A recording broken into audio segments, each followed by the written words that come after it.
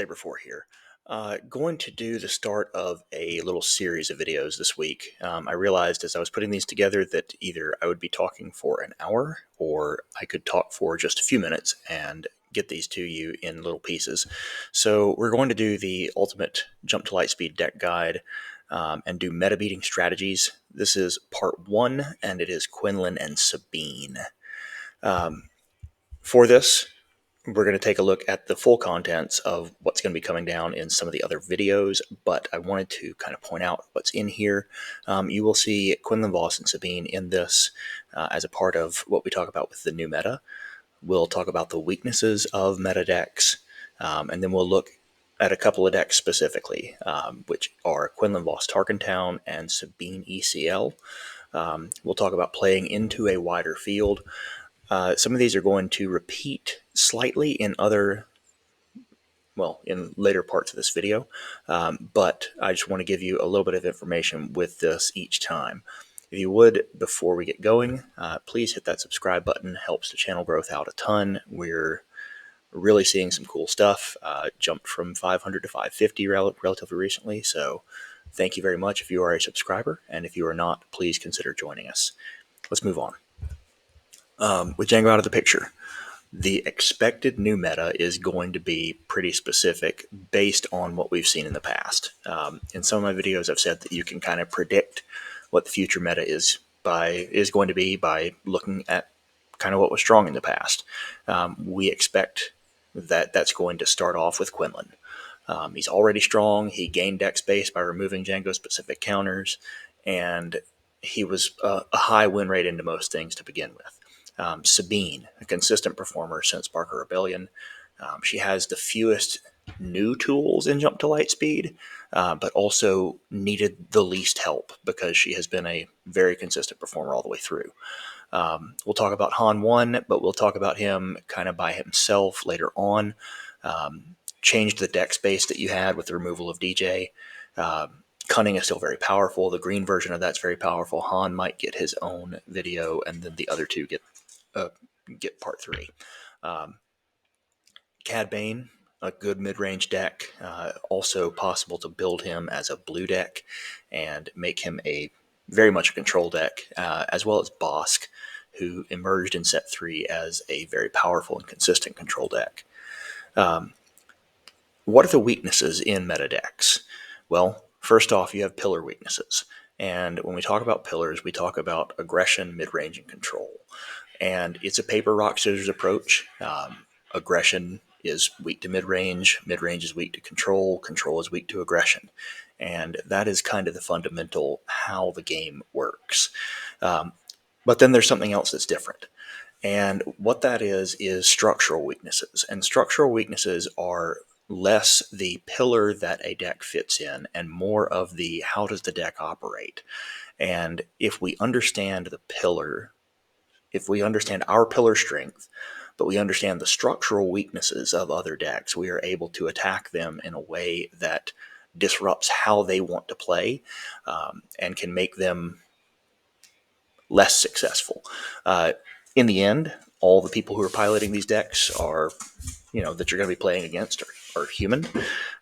And if you can, either through manipulation of your own board or through theirs, get them to make the mistake, even the best players will, or you can have your deck kind of do it for you.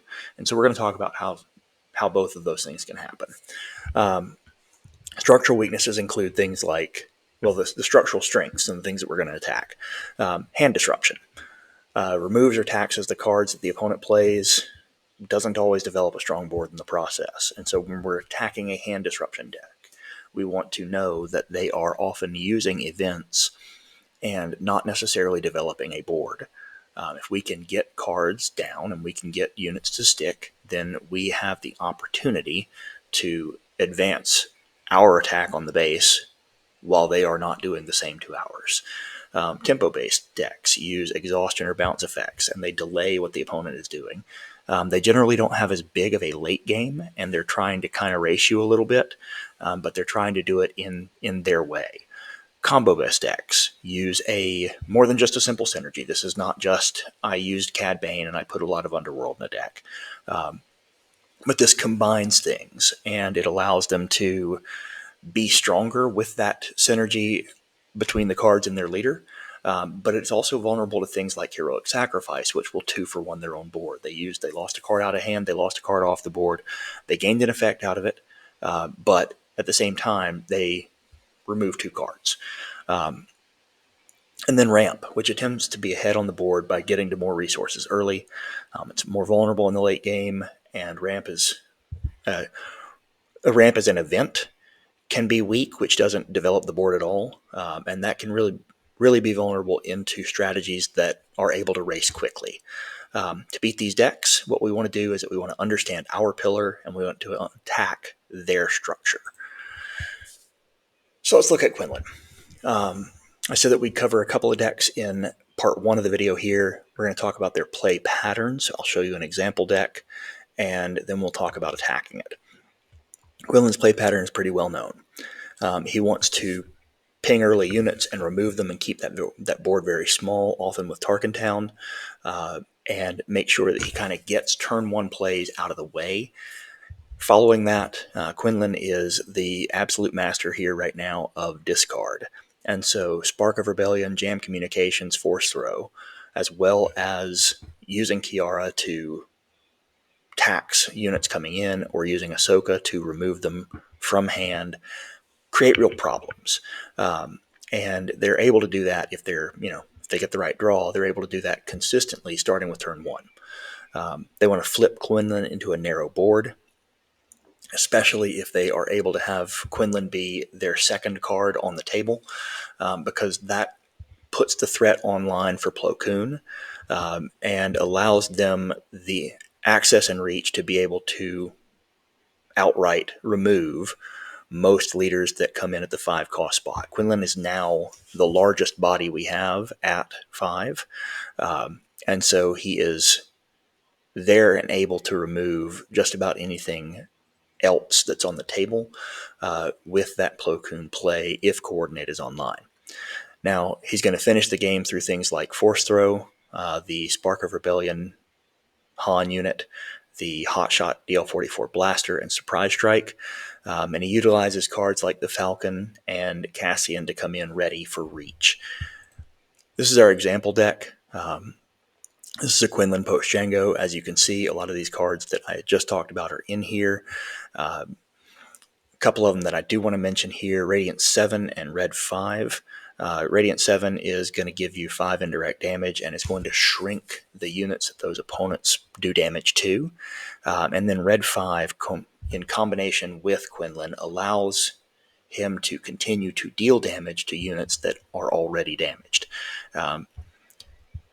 Tech is in here as a part of the sideboard. The sideboard that we see over here is almost exclusively meant for the Quinlan mirror. You see that Jam Communications has made its way to the sideboard. In a lot of cases, that is kind of a concession to the fact that with Jam Communications, I was looking for Jango-specific cards. I was looking to get rid of Triple Dark Raid. I was looking to get rid of Sneak Attack. I was looking to move some of those things out of the way. And now I have a little bit more space for it. In the mirror, I want to get rid of some of the events that are commonly there. I want to get rid of Spark of Rebellion. I want to get rid of their Jam Communications, their Waylay. I want to trim down some of the things like that that could show up to beat me. So, playing into Quinlan. If you're playing a long game, if you're a control player, this is a little bit more favorable matchup for you than if you are playing as a aggro player. Consider claiming if you are past initiative. If Quinlan is looking to perhaps ping your first turn and get it out of the way, if I've got a long game that I'm working toward, I'd definitely consider claiming in that first round. If not, consider keeping two cost cards if you're in your opening hand. If Quinlan is going to go first, that way I'm a little bit less susceptible to Spark of Rebellion. But that is a common first turn play for Quinlan, is to come out and just immediately spark your hand. Smuggle cards can help mitigate that hand disruption as well. That allows me to play cards from my resource row, not worry as much about the fact that Quinlan is going to eliminate quite a bit of my hand, and that I'm going to be top decking kind of early.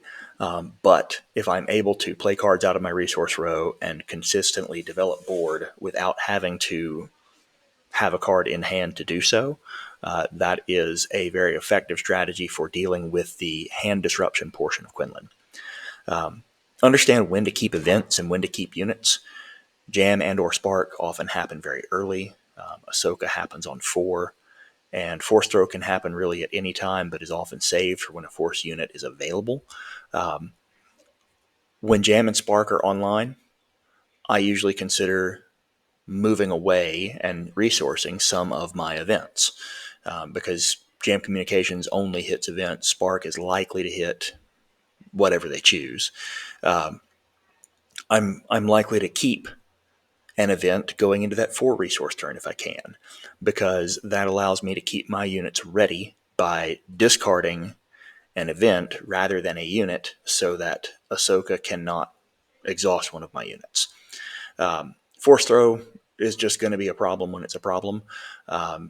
This again is one of those situations where if I can keep a smaller unit in my smaller cost card in my hand, I'm going to be better off for it, because if they use Force Throw and you've got your own 1 cost event in your hand that you can allow them to throw away and ping 1 damage, that's a lot less consequential than if they are throwing and you've got Annihilator in your hand. So once those Force units are on the board, Quinlan might throw his own hand at you. He might throw one of those 7s at you trying to get rid of something, but he's got several other ways to do it, and so it's just a matter of what they want to do. The big trick here is to force a late game.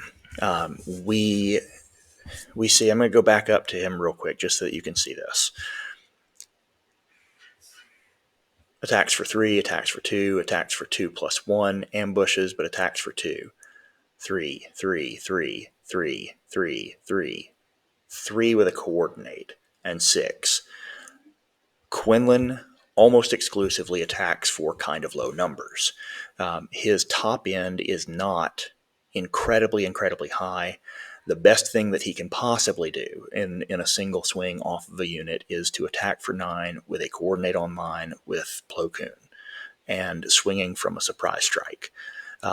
But if you're in that situation, you probably are already in pretty big trouble. So forcing a late game, only 6 cards that were in there have the potential to attack for greater than 3 in their natural state. Being willing and able to trade units early or remove units early is a big plus for you playing into Quinlan. Be aware of the reach from Cassian and or the Falcon late. Quinlan, especially if once he's gotten past 5 resources, he can either bring in one of those 2 cards and have it ready, and then kill on sight. Red 5. Some of the others in here are problematic, but for me, if you sit around and leave Red 5 and Quinlan is able to play somewhat fairly into your units and ping them, that free damage is not going to be sustainable. He's going to chew your units up before you have an opportunity to do anything. All right, let's move on. We're going to talk about Sabine. Sabine is the queen of speed. She has been a consistent performer since set 1. And everything that's kind of grown with her, she's added some new tools, and those new tools are formidable. Her play pattern is to lane dodge in round 1. Battlefield Marine is a preferred play, but an A-Wing, or you could use the Red Squadron Y-Wing, or you could use the Phoenix Squadron A-Wing, is now a more acceptable play with Chewbacca and Luke Skywalker available to her in round 2. Fleet Lieutenant or Chewbacca or Luke can really help in that second round. Fleet Lieutenant keeps tempo a little bit better and attacks with a bonus, but it's temporary. Luke Skywalker, if they manage to kill off that A-Wing, spawns another unit, and then Chewbacca is just a lightsaber on a ship, and it's nearly impossible to deal with early. The flip creates a wide board. They might Fleet Lieutenant again, or they might Wing Leader onto Sabine. Darksaber is also a possibility, though I've seen some of these decks adapt and use the General's Blade. It doesn't get the discount because there's not a Jedi in this, but you do have a lot of possibility with that as well, and a pretty wide array of things that it can deploy onto. Darksaber is also a little bit less of a threat because it is a 4-cost upgrade, and in this current meta, there's a lot of removal, so putting that on there is pretty risky. Poe Dameron is a target 5-cost play. He's an acceptable ECL target, especially if the leader that he's flipping into has 8 or less health, because he is able to ECL out and immediately defeat it. And then Wrecker is the preferred ECL target. He can 2-for-1 the board a lot of times, and he has Overwhelm. Very often he's going to leave behind a 7-power unit with a little less than 6 health, but that 6 cost is the ceiling for this deck. It's largely unchanged play pattern since set 1. The difference here being that set 1 tended to go a lot wider, as opposed to the current Sabine, who follows a more linear curve. Cassian is another potential turn 2 play for them, but they may also hold that guy for reach. If you take initiative versus Sabine, expect that she is likely going to use that ping. The time that she'll want to hold that ping is quite often if she is in a position where she wants to attack first. And then the reach cards for this deck are Cassian and For a Cause I Believe In. Call this deck the Gatekeeper, because usually if I am playing something and I cannot beat this deck on a semi-consistent basis or play fairly into it, I need some retooling to do. Here we have Rebel Assault, which allows me to attack basically with most of this in consecutive turns, and kind of do some that's the word I was looking for, action cheating.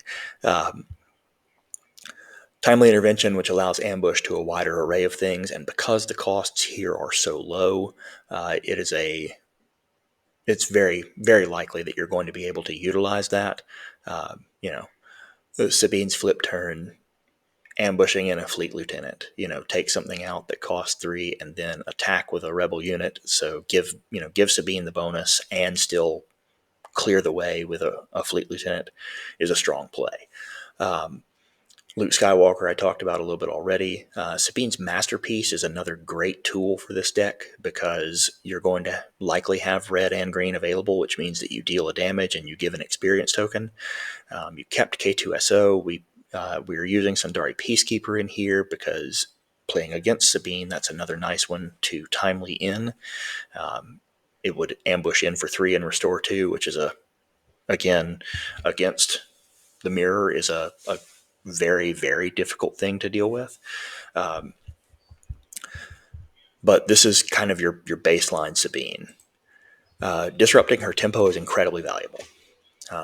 Considering her play pattern, her opening unit often represents 10 to 20% of all the damage that she's going to need. And that depends on what base you're playing, because if you are playing a 30-point base, that Battlefield Marine with no other help is going to be 10% of your overall health. If you are playing a 25-point base, that Battlefield Marine plus a Fleet Lieutenant is 20% of your base. And she might get the opportunity to ping depending on what you do. So you're 6 health down going in through turn 1, or going into through turn 2, rather. Any second swing that she gets out of that unit is pure bonus.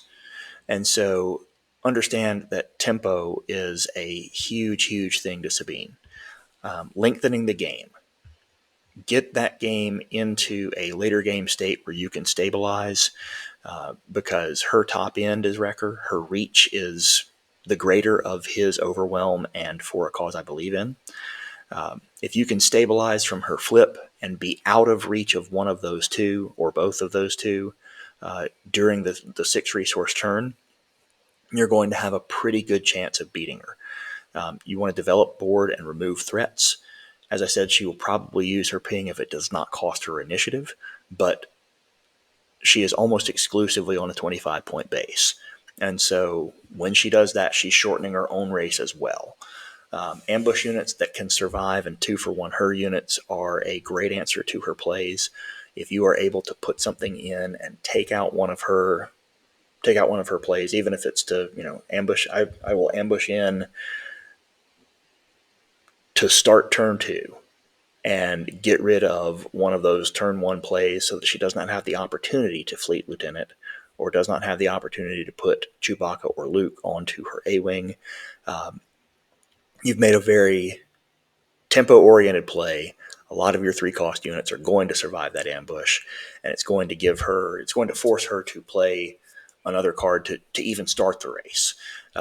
And so removing some of those turn 1 plays, especially if you can 2-for-1 with that ambush, is gigantic. We're going to close out each of these with a little bit of a different point, but all kind of in the same thing, playing into a wider field. This time, we're going to look at playing into a larger meta means less predictable round 1 matchups. So, when we were playing in with Jango being 20 to 25% of the field, we had a pretty good idea that we were going to 1-4 sit down and play against a Jango, especially even if we're playing a mirror. If we're tooled specifically to beat the top meta decks, 1 or 2 of them, what are the odds that we're going to see one in round 1? Well, if each of these went up, and let's say that, just completely replaced, and that each of those decks was going to be 20% that we showed in the first slide, well, there we're 1-5 sitting down almost at what we're teched into versus what we're not.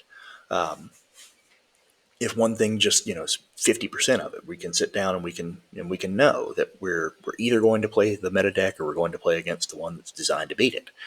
And so what we need to do is to make sure as we're doing our testing that we want to be fair into our own pillar, good against our strength, and tech for our weakness.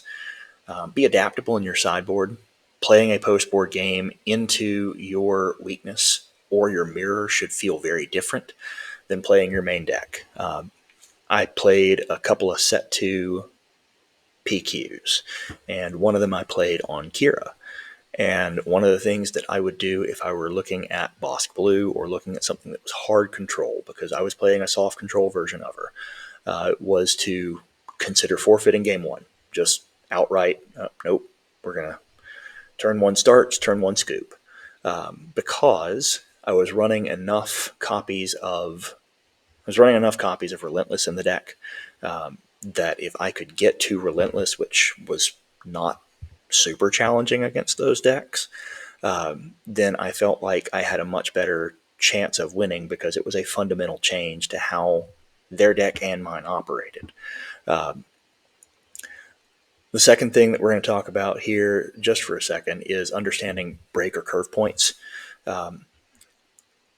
3-cost units in this game typically are sitting on 5 health as a cap. Some of them have a little bit less and have an ability like the Falcon, which is a 3/4, which has the tax to it but comes in ready. Having a way to deal with 5 health on a single attack or single card is a way to, and understanding when you need to do that is a way to make sure that you are able to kind of mitigate some of those turn 2 plays. The 4-cost turn is often, what you want in your cards and what you're expecting in theirs is a major ability. A lot of these have the same 5 health or even a little bit less, but they carry more powerful abilities with them, the when played abilities or the on attack abilities. So if they're ambushing in a 4-cost unit, it has an action right now in addition to the ambush. Or they have some when defeated abilities with them. But many of these are where we start to see that immediate board impact. Once we get to 5 cost and above, especially as we're looking at our cards and what we want to put into our deck, playing into that wide field, we want something that is game state altering. We want something to have an immediate board impact, not an immediate board threat, an immediate board impact. And remember, Sentinel can be one of those things. If I am able to put a hard stop in a lane that can be an immediate board impact.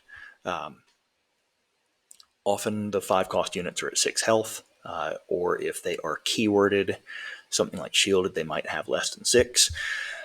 But that's kind of where we are for the first part of this, and we will cover a few of these other decks in parts 2 and 3, but that's it for now. Thanks, and we will see you guys next time.